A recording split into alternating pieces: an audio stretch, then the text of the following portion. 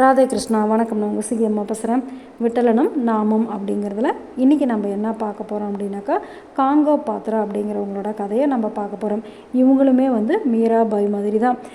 அந்த விட்டலனோட கோவிலில் ஒருத்தரோட சமாதி தான் இருக்குது. அது யார் அப்படின்னாக்கா, இந்த காங்கோ பாத்ரா அப்படிங்கிறவங்களுடைய சமாதி தான். அப்படின்னா இவங்களுடைய பக்தி எவ்வளோ புனிதமானதாக இருக்கும்.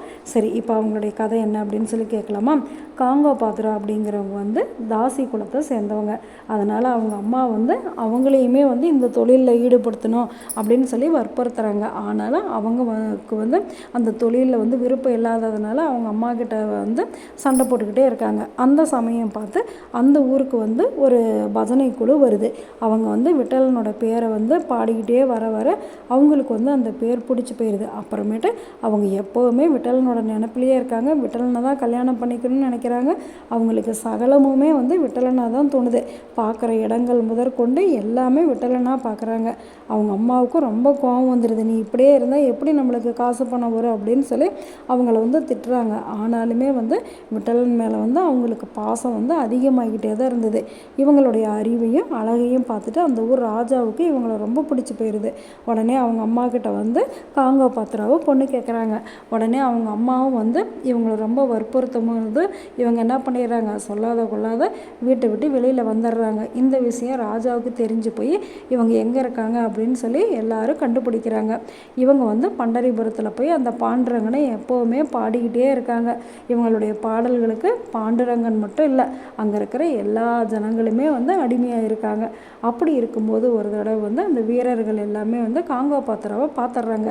இந்த பண்டரிபுரத்தில் தான் காங்கோ பாத்ரா இருக்காங்க அப்படின்னு சொன்ன உடனே, சரி நீங்கள் அவங்களை எப்படியாவது கைது பண்ணி கூட்டிகிட்டு வாங்க அப்படின்னு சொல்லி சொல்கிறாங்க. சரி, உள்ளே சாமி கும்பிட போனால் காங்கோ பாத்ரா வெளியில் வரட்டும், நம்ம பிடிச்சிக்கலாம் அப்படின்னு சொல்லிட்டு வீரர்கள் எல்லாரும் என்ன பண்ணாங்க, கோவிலுக்கு வெளியிலேயே வெயிட் பண்ணிகிட்டு இருக்காங்க. அப்போ காங்கோ பாத்ரா ஒரு பாடல் பாடுறாங்க. அந்த பாடலோட அர்த்தம் என்ன அப்படின்னாக்கா, எனது கடந்த கால ஜென்மங்களின் நற்செயல்கள் அனைத்தும் இன்று பலனளித்தன. நான் விட்டலரின் பாதங்களை கண்டேன். இன்று என் கண்கள் கண்ட எனது அதிர்ஷ்டம். நான் விட்டலரின் பாதங்களை கண்டேன். பண்டரிக்கு இந்த புனித பாதையில் என் பாதங்கள் நடந்து செல்வது பாக்கியம். நான் விட்டலரின் பாதங்களை கண்டேன். இங்கு வந்ததன் மூலம் என் உடல் ஆசீர்வதிக்கப்பட்டது. எனவே நான் விட்டலரின் பாதங்களை கண்டேன்.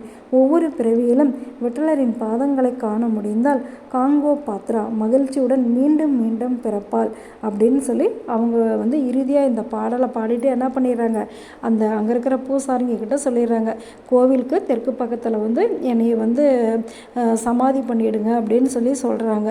அதே மாதிரி அவங்களும் அதை அவங்கள சமாதிப்படுத்தினாங்களா இல்லை அவங்க தானாகவே மறைஞ்சு போய் விட்டலனோட ஐக்கியம் ஆயிட்டாங்களா அப்படின்னு தெரியல. ஆனால் வீரர்கள் தேடி வரும்போது அந்த இடத்துல காங்கோ பாத்ரா இல்லை. அதுக்கு பதிலாக ஒரு பெரிய மரமே வந்துருச்சாம். அதாவது துளசி மரம் மாதிரி அங்கே ஒரு மரம் வந்திருக்கு. அந்த மரம் இது வரைக்கும் உலகத்தில் எங்கேயுமே இல்லையா. அந்த அளவுக்கு விட்டலன் மேலே பாசமாக இருந்திருக்காங்க. நாமளும் விட்டலன் மேலே பாசமாக இருந்தோம்னாக்கா கண்டிப்பாக விட்டலன் நம்மளுக்காகவும் ஓடோடி வருவார். எப்படி காங்கோ பாத்ராவுக்கு பாத தரிசனம் கொடுத்த மாதிரி நம்மளுக்கும் கொடுப்பாரு. ஒரு பிறவியில் மட்டும் இல்லை, ஒவ்வொரு பிறவியிலும் விட்டலனோட பாத தரிசனம் கிடைக்கணும் அப்படின்னு சொல்லி விட்டலன்கிட்ட வேண்டிக்கிட்டு ஒவ்வொரு பிறவியில் எத்தனை பிறவி பிறந்தாலும் அத்தனை பிறவியிலையும் ஒன்றையவே நினச்சிட்டு இருக்கணும்.